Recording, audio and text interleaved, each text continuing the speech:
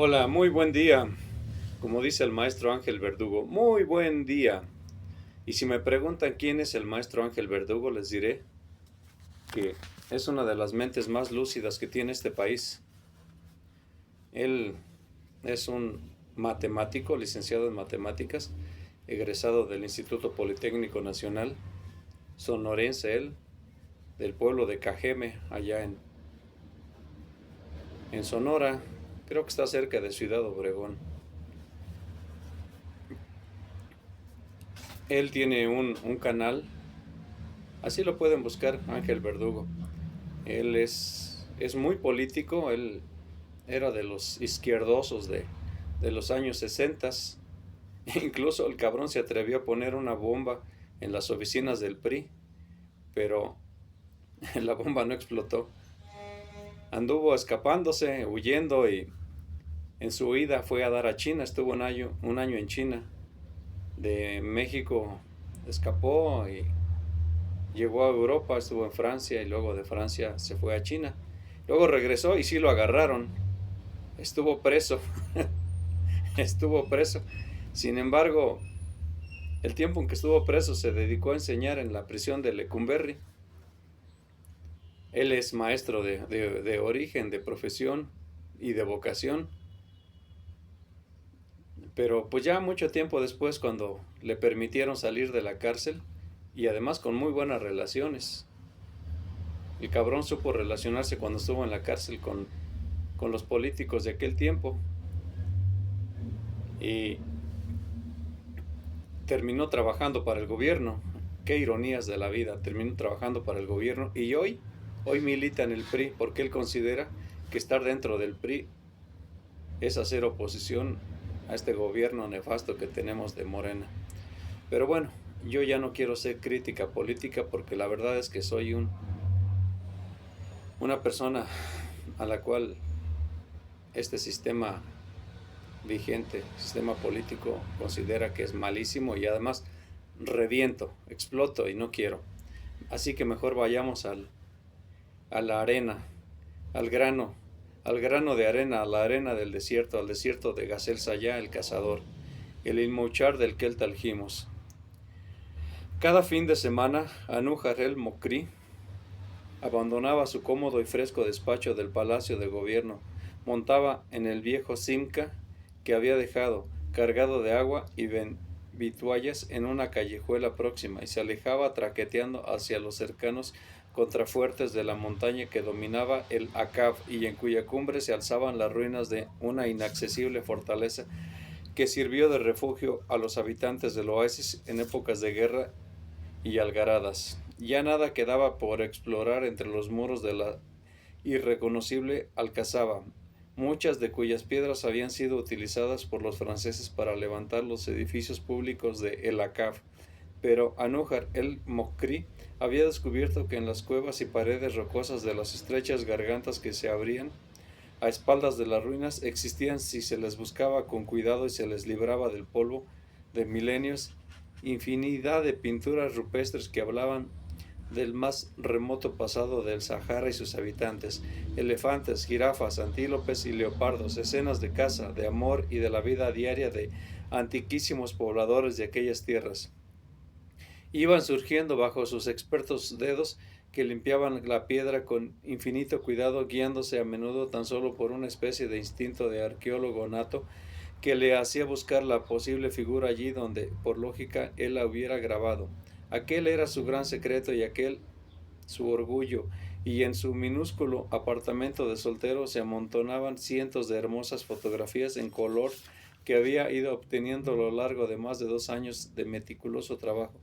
Fotografías que algún día ilustrarían un grueso volumen con el que Anújar el Mokri sorprendería al mundo por su hallazgo de los frescos de El Acab.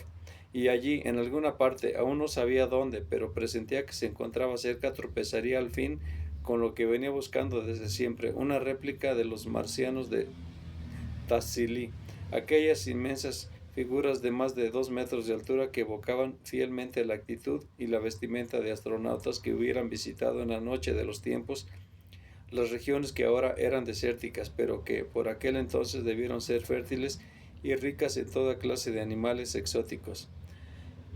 Demostrar que allí, tan lejos de Tasilí, también estuvieron los habitantes de otro planeta constituía, sin género de duda, la culminación de todas las ambiciones del secretario del gobernador de la provincia, que hubiera sacrificado con gusto su prometedora carrera política a cambio de uno de aquellos dibujos, por rústico que fuera. Y en el pesado mediodía, cuando el sol caía a plomo sobre su estrafalario sombrero de paja y la lisa pared de roca viva del fondo de una diminuta oquedad protegida por los vientos y las lluvias, le hacían concebir fundadas esperanzas en un nuevo y tal vez revelador hallazgo. Un extraño nerviosismo, como una premonición, se apoderó de todo su cuerpo y advirtió que las manos le temblaban al ir descubriendo la incisión de un profundo trazo que prometía una alta figura de contornos imprecisos. Secó el sudor que le corría por la frente, empañándose los lentes, perfiló con tiza blanca la línea ya claramente visible, bebió un corto trago de agua y dio un respingo aterrorizado cuando una voz conocida, profunda y amenazadora inquirió a sus espaldas: ¿Dónde está mi familia?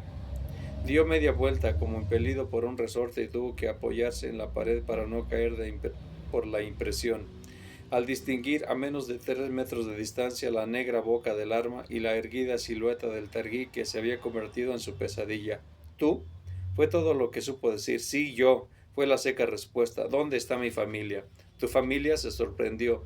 ¿Qué tengo que ver yo con tu familia? ¿Qué ha ocurrido? Se la llevaron los soldados. Anújar el Mocrí advirtió que las piernas le fallaban. Tomó asiento sobre una roca y se despojó del sombrero, enjugándose el sudor de la cara con la palma de la mano. Los soldados, repitió incrédulo. No es posible, no es posible. Yo lo hubiera sabido. Se limpió las gafas con un pañuelo que sacó, tembloroso, del bolsillo trasero de su pantalón y miró a Gacel de frente con sus ojillos miopes. Escucha, añadió, y su tono sonaba absolutamente sincero. El ministro mencionó la posibilidad de apoderarse de tu familia y canjearla por Abdul el-Kebir, pero el general se opuso y no se volvió a hablar del asunto. Te lo juro. ¿Qué ministro? ¿Dónde vive? El ministro del Interior Madani, Ali Madani, vive en la capital, pero dudo que tenga a tu familia. Si no la tiene él, la tendrán los soldados. Dijo Gacel. No, rechazó la idea con la mano, absolutamente convencido. Los soldados, no, desde luego que no. El general es amigo mío, comemos juntos 2 veces por semana. No es hombre que haga eso, y de hacerlo me lo hubiera consultado. Pues mi familia no está. Mi esclavo vio cómo se la llevaban los soldados, y 5 de ellos aún me esperaron en el vuelta de las montañas del Huayla. No eran soldados, repitió una vez más machaconamente Anújar el Mocrí. Serán policías, policías del ministro. Agitó la cabeza añadió despectivo. Le creo capaz de hacerlo, es un hijo de puta. Se ajustó de nuevo los lentes, ahora perfectamente limpios, y observó a Gacel con un nuevo interés. ¿De verdad atravesaste la tierra vacía de Tigdabra? Quiso saber. Ante la muda respuesta soltó un corto resoplido que tal vez quería expresar su incredulidad o su admiración. Fantástico, exclamó, realmente fantástico. ¿Sabías que Abdul el-Kebir está en París? Los franceses le apoyan y es muy posible que tú, un targuí analfabeto, cambies el curso de la historia de nuestro país. No me interesa cambiar nada, replicó alargando la mano y tomando la cantinflora de la que bebió, alzando apenas el velo. Lo único que quiero es que me devuelvan a mi familia y me dejen en paz. Eso es lo que pretendemos todos, vivir en paz, tú con tu familia y yo con mis grabados, pero dudo que nos lo permitan. Gacel señaló con un ademán de la cabeza los dibujos marcados con tiza que se distinguían por las paredes vecinas. ¿Qué es eso? Quiso saber. ¿La historia de tus antepasados o la historia de los hombres que habitaron estas tierras antes de que los tuareg se adueñaran del desierto? ¿Por qué lo haces? ¿Por qué pierdes tu tiempo en esto, en lugar de estar tranquilamente a la sombra de El Akaf? El secretario del gobernador de la provincia se encogió de hombros. Tal vez sea porque me siento desilusionado de la política, señaló. ¿Recuerdas a Hassan Ben Kofra? Lo destituyeron, se fue a Suiza donde había acumulado una pequeña fortuna y a los 2 días lo atropelló un camión de refrescos. Es ridículo. En unos meses pasó de virrey del desierto a llorar con las patas quebradas en una clínica cubierta de nieve. ¿Su esposa está con él? Sí. En ese caso nada tiene importancia, señaló el Targui. Se amaban. Yo los espié varios días y lo sé. Anújar el Mokri asintió convencido. Era un auténtico hijo de puta, un policastro sin escrúpulos y un ladrón traidor y ladino, pero tenía algo bueno, su amor por Tamar, nada más que por eso merecía que se le perdonara la vida. Gacel Sayá sonrió levemente, aunque el otro no pudiera advertirlo. Paseó la mirada por los dibujos de las paredes y se puso de pie, recuperando su arma. Tal vez sea por tu amor a la historia de mis antepasados, por lo que te perdono ahora la vida, comentó, pero procura no moverte de aquí ni intentar denunciarme. Si te veo por el ACAB antes del lunes, te volaré la cabeza. El otro había recuperado su tiza, sus cepillos y sus trapos y se disponía a reunir. El otro había recuperado su tiza, sus cepillos y sus trapos y se disponía a reanudar su trabajo. Descuida, replicó, no pensaba hacerlo. Luego, cuando ya el Targui se alejaba, le gritó, y confío en que encuentres a tu familia.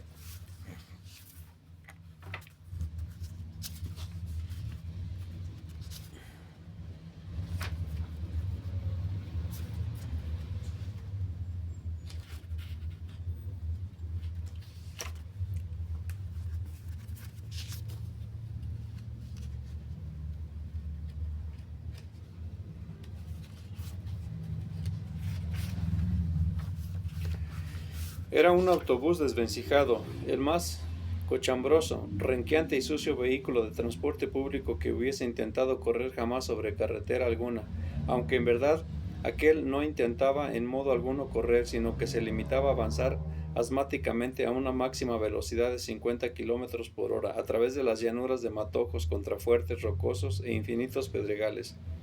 Aproximadamente cada 2 horas se veía obligado a detenerse por culpa de un reventón o porque las ruedas se atascaban en una trampa de arena. Entonces conductor y cobrador obligaban a descender a los pasajeros, cabras, perros y cestas de gallinas incluidas, incitándoles a empujar o señalándoles que se sentaran a esperar al borde del camino mientras cambiaban la rueda. También cada 4 horas se hacía necesario rellenar el depósito del combustible por el primitivo procedimiento de empalmar una goma a un bidón firmemente amarrado al techo, y en las cuestas, cuando encaraban una pendiente pronunciada, los hombres estaban obligados a realizar a pie el recorrido, así durante 2 días y 2 noches, apretujados como dátiles en una bolsa de piel de conejo, sudorosos y asfixiados en un bochorno irresistible, incapaces de predecir cuánto faltaba para concluir con semejante suplicio, o si llegarían alguna vez a distinguir los confines del monótono desierto. En cada parada, Gacel experimentaba el impulso de abandonar el mugriento vehículo y continuar a pie en su camino, por largo que éste fuese, pero en cada parada comprendía que tardaría meses en alcanzar por sus propios medios la capital, y cada día, cada hora que perdiese podía resultar esencial para Laila y sus hijos. Continuó por tanto sufriendo lo indecible por el encierro, él que amaba la soledad y la libertad por encima de todo, soportando a comerciantes parlanchines, mujeres histéricas, chiquillos ruidosos y gallinas pestilentes, incapaz, como lograr hacerlo en la tierra vacía, de convertirse en piedra, aislarse de cuanto le rodeaba, conseguir que su espíritu abandonara momentáneamente su cuerpo. Allí, cada noche, cada bamboleo, cada reventón o cada eructo de un vecino le devolvía a la realidad, y ni aun en lo más oscuro de la noche conseguía descabezar un corto sueño que le permitiera reponer fuerzas o regresar imaginariamente junto a los suyos. Por último, en el turbio amanecer del tercer día, cuando un viento insistente y pegajoso se arrojaba al rostro nubes de polvo gris y asfixiante, impedía distinguir los contornos de los objetos a más de 50 metros. Atravesaron un conjunto de casuchas de adobe, un barranco seco y una plazuela maloliente, y fueron a detenerse en el centro mismo de lo que había sido un viejo zoco, a la sazón abandonado.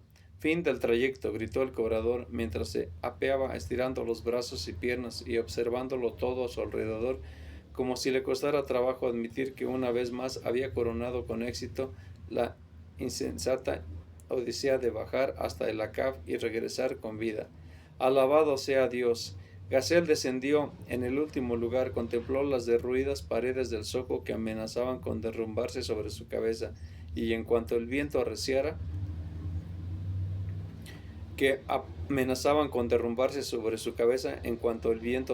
y se aproximó desconcertado al conductor. ¿Esto es la capital?, quiso saber. Oh, no, fue la divertida respuesta, pero hasta aquí llegamos nosotros. Si pretendiéramos meter este trasto en la carretera general, nos encerrarían por locos. ¿Y qué tengo que hacer para llegar a la capital? Puedes coger otro autobús, pero te recomiendo el tren, es más rápido. ¿Qué es el tren? Al otro no pareció sorprenderle la pregunta, ya que no se trataba desde luego del primer beduino que transportaba en sus casi 20 años de dar tumbos por el desierto. Será mejor que vayas a verlo tú mismo, fue la respuesta. Sigue por esa calle y a 3 manzanas cuando veas un edificio marrón, allí es. ¿A 3 qué? A 3 manzanas, 3 cuadras. Hice un amplio ademán con la mano.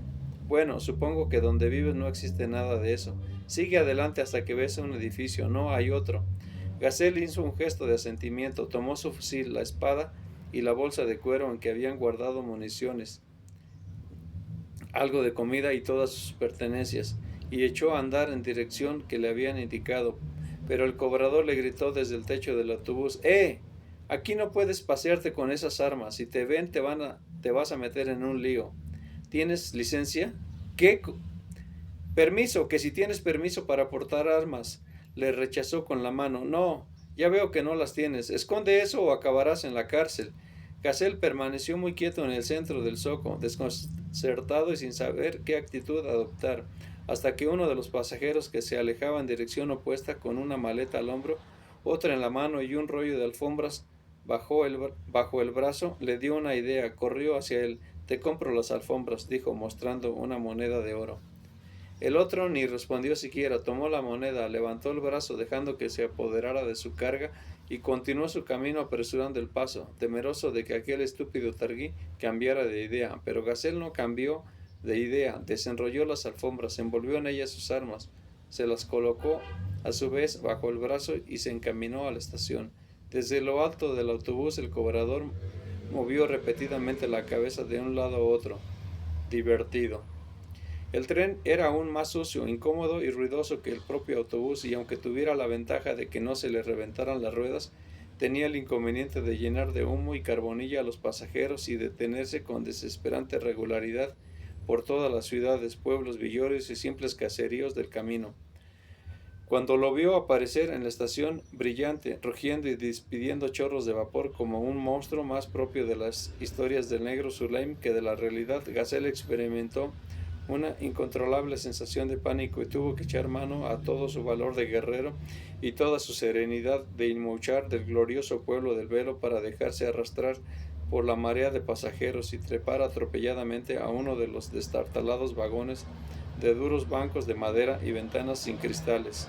Intentó comportarse como vio que los demás lo hacían, dejó sus alfombras y su bolso de cuero en el portaequipajes y se sentó en el rincón más apartado, tratando de hacerse a la idea de que aquello no era en realidad más que una especie de gran autobús que marchaba sobre barras de acero, evitando las pistas polvorientas. Pero cuando escuchó el silbato y la locomotora se puso en movimiento con un brusco tirón, entre bufidos, entre chocar de hierros y gritando del maquinista, entre chocar de hierros y gritos del maquinista, el corazón le dio un nuevo vuelco y tuvo que aferrarse con fuerza al asiento para no lanzarse de cabeza al andén. Y en los descensos a casi 100 kilómetros por hora, con el aire y el humo penetrando libremente por la ventana, viendo pasar a su lado vertiginosamente postes de luz, árboles, casas, Gazelle creyó morir de la impresión y mordió con fuerza el borde de su velo para no romper a gritar pidiendo que detuvieran la máquina infernal. Luego, a media tarde, aparecieron ante sus ojos las montañas, y creyó estar soñando, pues nunca imaginó que pudieran existir moles semejantes que se alzaban como una barrera impenetrable, escarpadas, altivas y con las cumbres tapizadas de blanco. Se volvió a una gorda que se sentaba tras él y que pasaba la mayor parte de su tiempo amamantando a 2 niños idénticos, e inquirió: ¿qué es aquello? Nieve, replicó la mujer dándose aires de superioridad y profunda experiencia, y abrígate, porque pronto empezará a hacer frío. Y en efecto, hizo un frío como el Targui no había conocido jamás, porque un aire gélido que arrasaba a veces microscópicos copos de nieve se apoderó poco a poco del vagón, obligando a los sufridos viajeros a envolverse, tiritando en todo cuanto encontraban a su mano.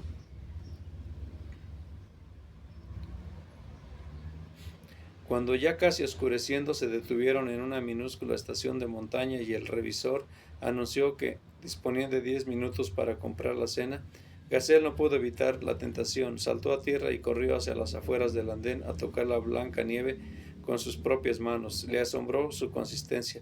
Más que el frío fue el tacto, aquella indescriptible blandura levemente crujiente que se deshacía entre sus dedos, ni como arena, ni como agua, ni como piedra, distinta de todo cuanto hubiera palpado hasta ese instante, lo que le impresionó desconcertándole, y era tanta su sorpresa que tardó en advertir que sus pies, casi desnudos en el interior de las ligerísimas sandalias, se estaban congelando. Regresó muy despacio, pensativo, casi horrorizado por su descubrimiento. Compró a una vendedora una pesada y gruesa manta, a otra una honda escudilla de caliente cuscús, y regresó a su asiento a comer en silencio, contemplando la noche que caía, el paisaje nevado que desaparecía tragado por las sombras, y la pintarrajeada pared de madera del vagón, en la que los aburridos pasajeros habían matado largas horas de viaje, grabando a cuchillo toda clase de inscripciones. Allí en la estación, de pie sobre la nieve, Gacel Sayá había descubierto de improviso que la predicción de la vieja Kaltum llevaba camino de cumplirse. El desierto, el amado desierto en que había nacido, quedaba atrás al pie de aquellas altas montañas, cubiertas ahora de verdes praderas y gruesos árboles, y él se encaminaba, ciego e ignorante, hacia lejanas tierras desconocidas y hostiles, en las que pretendía enfrentarse a los dueños del mundo, con la única ayuda de una vieja espada y un triste fusil. Le despertó un chirriar de frenos, una brusca sacudida y voces de ultratumba, voces somnolientas, devueltas por el eco de lo que parecía una inmensa cuenca vacía. Asomó el rostro por la ventanilla y le maravilló la altura de la cúpula de hierro y cristal, que parecía mayor aún, iluminada apenas por mortecinas bombillas y polvorientos anuncios luminosos. Los pasajeros que habían permanecido fieles al largo viaje descendían ya con sus ajadas maletas de cartón y se alejaban con paso cansino, maldiciendo el horario absurdo de aquel tren matusalénico que llegaba siempre a su destino con más de 6 horas de retraso. Bajó el último, cargando con sus alfombras, su bolsa de cuero y la pesada manta, y encaminó sus pasos tras los que desaparecían más allá de una gran puerta de cristal opaco, impresionado por la grandiosidad de la alta estación por la que volaban bandadas de murciélagos, y en la que no se escuchaba ya más que el resoplar de la locomotora, que parecía respirar profundamente, recuperando el aliento después de un fatigoso esfuerzo. Cruzó luego la gran sala de espera, de sucios mármoles y largos bancos en los que dormían familias enteras aferradas a tristes equipajes, y franqueó por último la puerta de salida, deteniéndose a lo alto de la ancha escalinata a contemplar la amplia plaza y los macizos edificios que la circundaban. Le anonadó el muro de ventanas, puertas y balcones que cerraban casi herméticamente el recinto, y sacudió la cabeza incrédulo ante la diversidad de hediondos olores absolutamente desconocidos que le asaltaron como mendigos hambrientos que aguardaban ansiosos su llegada. No era olor a sudor humano, a excrementos o a bestia muerta y putrefacta. No era tampoco el olor del agua corrompida en viejos pozos o de macho cabrío en celo. Era más fuerte, menos notorio, pero igualmente desagradable y profundo para su olfato de hombre de los espacios libres, olor a gente hacinada, miles de comidas diferentes guisadas las unas junto a las otras, cubos de basura desparramados por las aceras, por famélicos perros callejeros y cloacas que dejaban escapar su hedor a través de las alcantarillas, como si toda la ciudad estuviera, y de hecho lo estaba, edificado sobre un profundo mar de caca. Y el aire denso, quieto y denso en la noche, quieto y denso en la noche caliente, húmedo, salado, quieto y denso, aire sabor a azufre y plomo, a gasolina mal quemada, aceite 1000 veces refrito. Permaneció muy quieto, dudando entre adentrarse en la ciudad dormida o retroceder y buscar también refugio en uno de aquellos largos bancos a la espera de la luz del día. Pero un hombre de gastado uniforme y roja gorra abandonó la estación, cruzó a su lado y cuando ya se encontraba en el último peldaño se volvió a mirarle. ¿Te ocurre algo?, quiso saber, y ante la muda negativa y su gesto de comprensión, entiendo, señaló. Es la primera vez que vienes a la ciudad. ¿Tienes dónde dormir? No. Conozco un sitio cerca de casa. Tal vez te acepten. Advirtió que no se decidía a moverse e hizo un amplio gesto con el brazo animándole a que le siguiera. Vamos, señaló, no tengas miedo, no soy marica, no pienso en robarte. Le agradó el rostro del hombre, cansado, marcado por las arrugas de una vida difícil, casi amarillento por las horas de trabajo nocturno y con los ojos ribeteados de rojo y un bigote lacio, sucio de nicotina. Ven, insistió. Sé lo que es sentirse solo en una ciudad como esta. Yo llegué a la Kabila hace 15 años, con menos equipaje que tú y un queso bajo el brazo. Rió burlándose de sí mismo, y ahora ya me ves. Tengo hasta uniforme, una gorra y un silbato. Sí que había progresado. Gazelle se había colocado a su altura y atravesaron la plaza en dirección a la ancha avenida que se abría al otro lado y por la que de tanto en tanto cruzaba un solitario automóvil. Casi en el centro mismo el hombre se volvió y le observó con atención. ¿Realmente eres Targui?, quiso saber. Sí, contestó Gazelle. ¿Y es verdad que no enseñas el rostro más que a la familia y a los íntimos? Así es. Pues aquí vas a tener problemas, sentenció. La policía no acepta que andes por allí con la cara tapada. Les gusta tenernos controlados, todos con nuestro carnet de identidad, nuestra foto y nuestras huellas dactilares. Hice una pausa. Imagino que nunca has tenido un carnet de identidad, ¿o sí? ¿Qué es un carnet de identidad? ¿Lo ves? Había reiniciado la marcha y el hombre andaba sin prisas, como si no tuviera demasiado interés por llegar a su destino y le agradara el paseo nocturno y la charla. Dichoso tú, continuó, dichoso que sí has podido vivir sin él todo este tiempo, pero dime, ¿qué diablos se te ha perdido a ti en la ciudad? ¿Conoces al ministro?, inquirió de improviso. ¿Ministro? ¿Qué ministro? Ali Madani. Ali Madani. No, fue la rápida respuesta.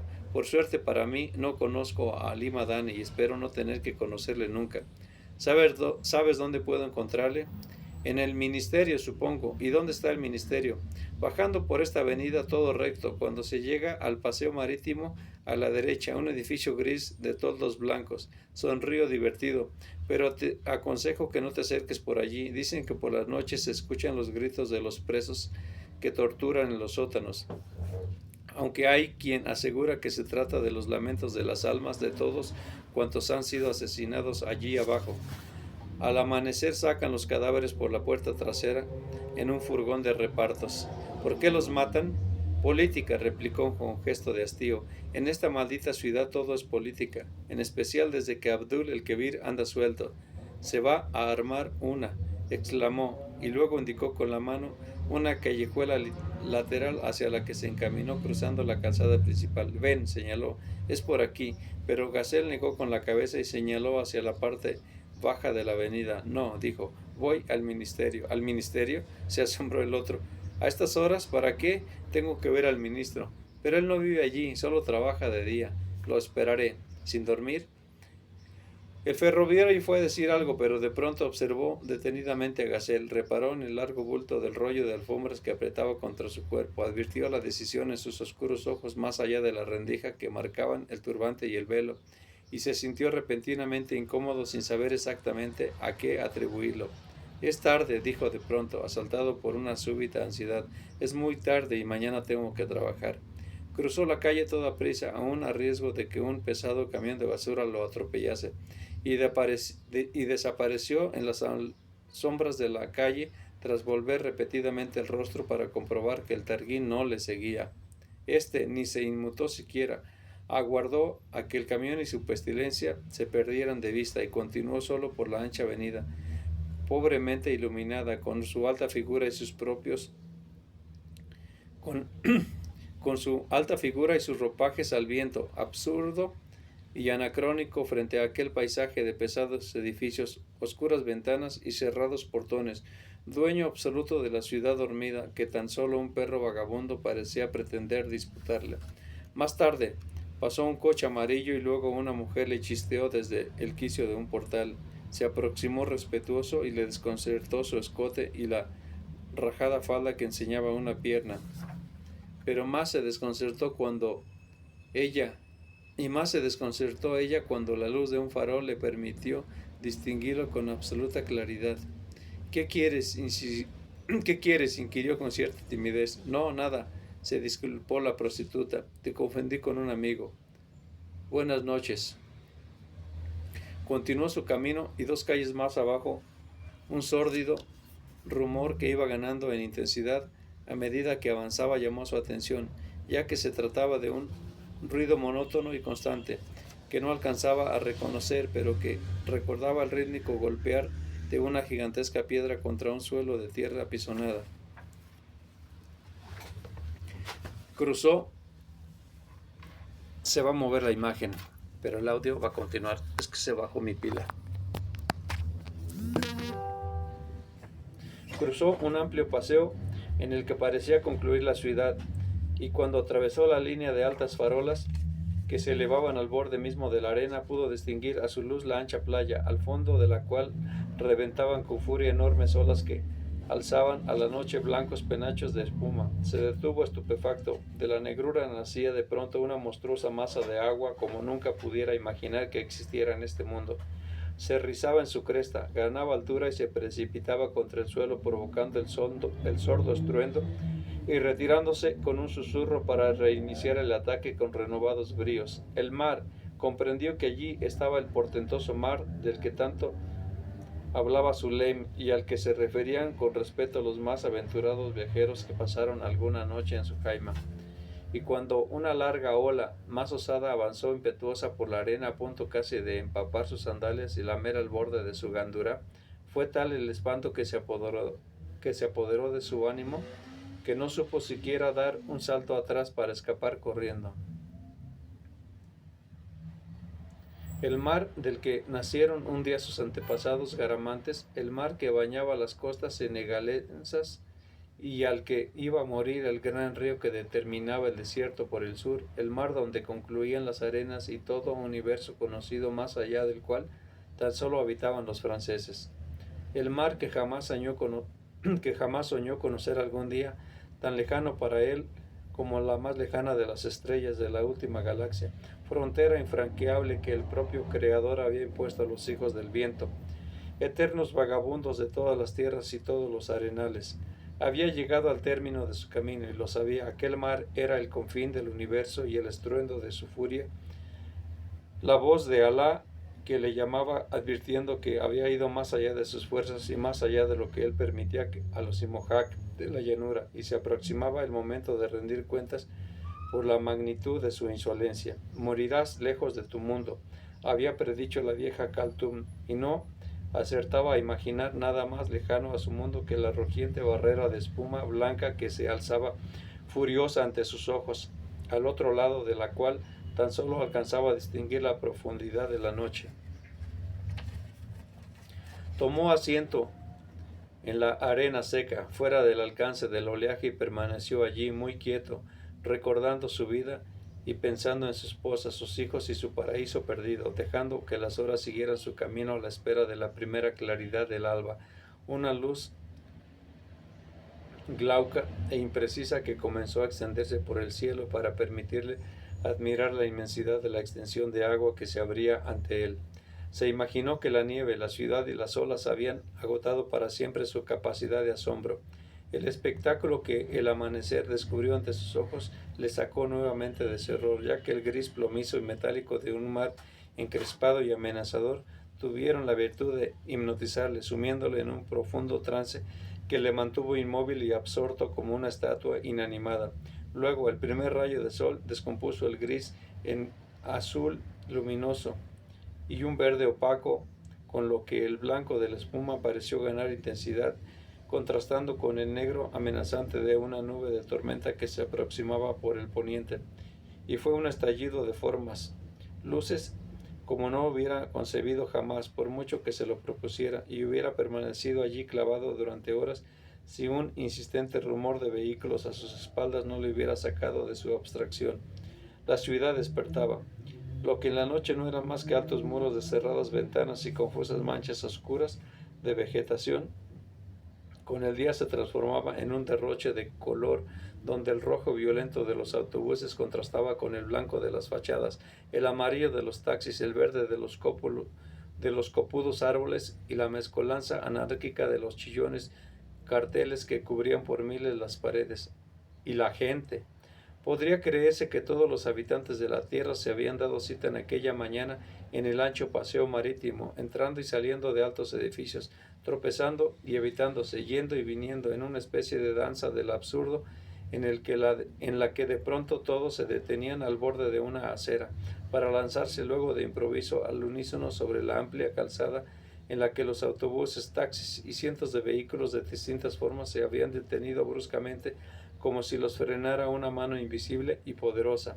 Luego, al cabo de un rato de observarlos, Gacel llegó a la conclusión de que esa mano pertenecía a un hombre regordete y apopléjico que se agitaba continuamente, alzando y bajando los brazos como si la estupidez y la locura se hubieran apoderado de él, haciendo sonar un largo silbato con tanta insistencia y furia que los transeúntes se detenían como si su sonido proviniese de la misma boca del Altísimo. Era un hombre importante aquel, no cabía duda, pese a su rostro enrojecido y las manchas de sudor de su uniforme, pues hasta los más pesados camiones se detenían cuando alzaba la mano y tan solo cuando él concedía de nuevo su permiso se atrevían a reanudar la marcha. Y justamente a sus espaldas, alto, macizo y recargado, protegido por una gruesa verja y un pequeño jardín de mustios árboles, se alzaba el edificio gris de toldos blancos que el ferroviario le indicara. Allí vivía, o por lo menos allí trabajaba, el ministro del Interior, Ali Madani, el hombre que se había apoderado de su mujer y de sus hijos. Tomó una decisión, recogió sus pertenencias, cruzó la calle con gesto decidido y se aproximó al gordo apopléjico, que le dirigió una larga mirada de asombro sin dejar por ello de agitar las manos y hacer sonar su silbato. Se detuvo frente a él. ¿Vive ahí el ministro Madani?, inquirió con voz grave y profunda, que impresionó al guardia tanto o más que su extraña apariencia, sus vestidos y su rostro cubierto hasta los ojos por un velo. ¿Cómo dices que si vive o trabaja allí el ministro Madani? Sí, ahí tiene su despacho, y dentro de 5 minutos a las 8 en punto llegará. Y ahora vete. Gacel asintió en silencio, cruzó de nuevo la calle, seguido por el desconcierto del guardia, que había perdido momentáneamente su ritmo de trabajo, y se detuvo al borde de la playa aguardando. Exactamente 5 minutos después se escuchó el aullar de una sirena. Hicieron su aparición 2 motoristas a los que seguía un largo y pesado automóvil negro, y toda la circulación de la avenida se interrumpió en el acto para que la comitiva avanzase sin obstáculos y penetrara majestuosa en el pequeño jardín del edificio gris. Desde lejos Gacel pudo distinguir la alta silueta de un hombre elegante y altivo que descendía entre inclinaciones ceremoniosas de porteros y funcionarios y subía sin prisas los 5 peldaños de mármol de la amplia entrada, a cuyos costados 2 soldados armados de ametralladora montaban guardia. En cuanto Madani desapareció, Gacel cruzó de nuevo la calle ante el manifiesto nerviosismo del guardia, que no había cesado de observarle de reojo. ¿Era ese el ministro?, le preguntó. Sí, ese era. Ya te he dicho que te vayas, déjame en paz. No. El tono del targuí era seco, decidido y amenazante. Quiero que le digas algo de mi parte. Si pasado mañana no ha dejado en libertad a mi familia, aquí mismo, en el punto en que te encuentras, mataré al presidente. El gordo le miró absolutamente asombrado. Tardó en reaccionar y al fin balbuceó estúpidamente. ¿Qué has dicho? ¿Que matarás al presidente? Exacto, asintió, y señaló con el dedo hacia el interior del edificio. Díselo así. Yo, Gacel Sayak, que libré a Abdul el-Kebir y he matado ya a 18 soldados, mataré al presidente si no me devuelven a mi familia. Recuérdalo, pasado mañana. Dio media vuelta y se alejó, abriéndose paso entre los autobuses y camiones que se habían detenido y que hacían sonar insistentemente sus bocinas, porque el encargado de dirigir el tráfico parecía haberse convertido en estatua de sal, contemplando con ojos de vaca muerta el punto por el que un beduino de alta estatura desaparecía tragado por la multitud. Durante los 10 minutos que siguieron, el guardia se esforzó por recuperar el control de sus nervios y reorganizar a duras penas la fluidez de la circulación, tratando de convencerse a sí mismo de que nada de lo ocurrido tenía sentido y se trataba de una estúpida broma o una simple alucinación producida por el exceso de trabajo. Pero había algo en la seguridad de las palabras de aquel loco que le mantenía inquieto, al igual que le inquietaba el hecho de que hubiera mencionado a Abdul el-Kebir y su libertad, cuando era público ya que el expresidente había conseguido escapar y se encontraba en París, desde donde lanzaba constantes llamamientos para la reorganización de sus partidarios. Media hora después, incapaz de concentrar la atención en su trabajo y consciente de que estaba a punto de provocar un colapso circulatorio o un grave accidente, abandonó su puesto, cruzó el paseo y el pequeño jardín del ministerio y penetró casi temblando en la amplia recepción de las altas columnatas de mármol blanco. «Quiero hablar con el jefe de seguridad», pidió al primer bedel que se cruzó en su camino. A los 15 minutos, el propio ministro Ali Madani le observaba atentamente con gesto preocupado y el entrecejo cómicamente fruncido desde el otro lado de una bellísima y casi etérea mesa de caoba lacada. Alto, delgado y con el rostro cubierto por un velo, repitió queriendo cerciorarse de que el otro no se equivocaba. «¿Está seguro?» «Completamente, excelencia. Un targuí auténtico, de esos que únicamente se ven ya en las postales. Hace unos años aún pululaban por la Casbah y el Zoco, pero desde que se les prohibió usar el velo no había vuelto a ver a ninguno». «Es él, no cabe duda», admitió el ministro, que había encendido un largo cigarrillo turco emboquillado y parecía absorto en sus propias ideas.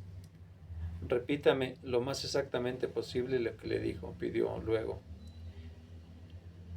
«Que si no le devuelven pasado mañana a su familia, dejándola libre en la esquina, matará al presidente». «Está loco». Eso es lo que me dije yo, excelencia, pero a veces los locos son peligrosos». Ali Madani se volvió al coronel turquí, que cumplía la función del director general de seguridad del Estado y al que podía considerar como su auténtica mano derecha, y cruzó con él una mirada de profundo desconcierto. «¿A qué demonios de familia se refiere?», inquirió. «Que yo sepa, ni siquiera hemos tocado a su familia».